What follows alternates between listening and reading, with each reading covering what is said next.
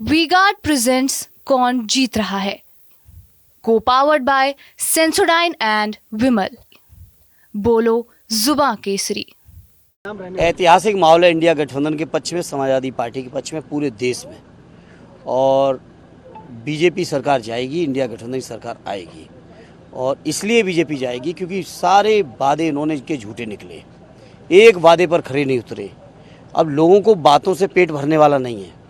लोगों को रोज़गार चाहिए, लोगों को महंगाई ख़त्म चाहिए, लोगों को किसानों की आमदनी चाहिए, लोगों को देश की अर्थव्यवस्था दुरुस्त चाहिए।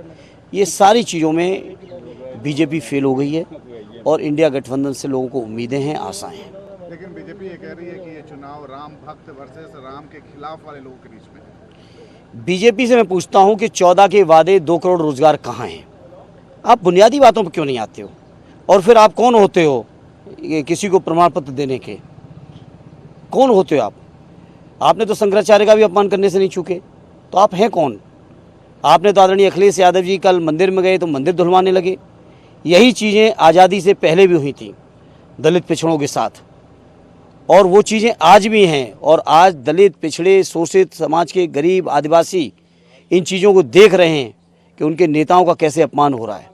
उनके नेताओं को अगर मंदिर जाने पर मंदिर धुलवाया जा रहा है, सोचो आप इससे बड़ा अपमान क्या होगा। और इस अपमान का बदला लोग चुनाव में वोट के माध्यम से लेंगे, क्योंकि लोकतंत्र में हर चीज़ का जवाब वोट है। और आज के फेज से लेके आखिरी चरण के फेज तक लोग इस बात का जवाब लेंगे। उन्होंने मंगलसूत्र और घुसपैठिए जैसे शब्दों का भी इस्तेमाल किया। देखो, संवेदनहीन लोग हैं, वो संवेदनहीन लोग हैं। वो नहीं जानते मंगलसूत्र की वैल्यू क्या है। जो हमारी माताएं बहनें मंगलसूत्र पहनती हैं, इस बात का एहसास उन्हीं को हो सकता है।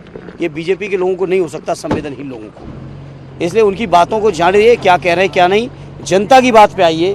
2 करोड़ रोजगार के हिसाब से 20 करोड़ रोजगार कहाँ हैं? किसानों की आमदनी जो दूनी की बात हुई थी, आज लागत नहीं निकल रही है।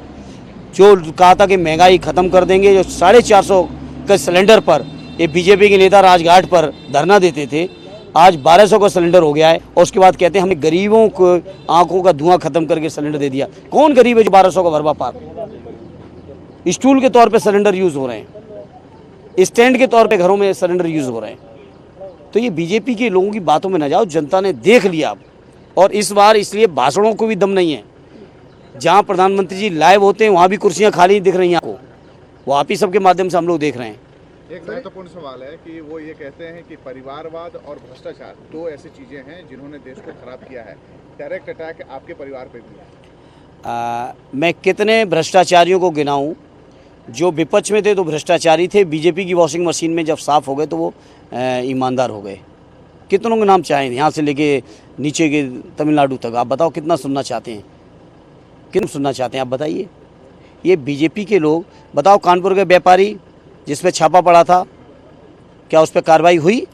यही एजेंसी है, यही ईडी, यही सीबीआई। चूँकि वो भाजपा का निकल गया तो उसको क्लीन चिट दे दी गई।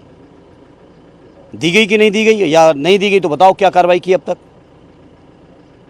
आप बता दो, आप जर्नलिस्ट हो, आप पास जानकारी होगी। थर्ड फेज का इलेक्शन माना जा रहा है यादव फैमिली के लिए बड़ा महत्वपूर्ण है, क्योंकि कई एक यादव लैंड भी नहीं। चुनाव हर एक महत्वपूर्ण होता है। स्वाभाविक तौर पर ये इलाका ज़रूर हम लोगों के पारिवारिक पृष्ठभूमि का, सदैव नेताजी के यहाँ से कई बार चुनाव भी लड़े हैं। मैनपुरी भी लड़े, फिरोजाबाद भी लड़े, शेखावाद भी लड़े, बदायूं भी लड़े, संभल भी लड़े।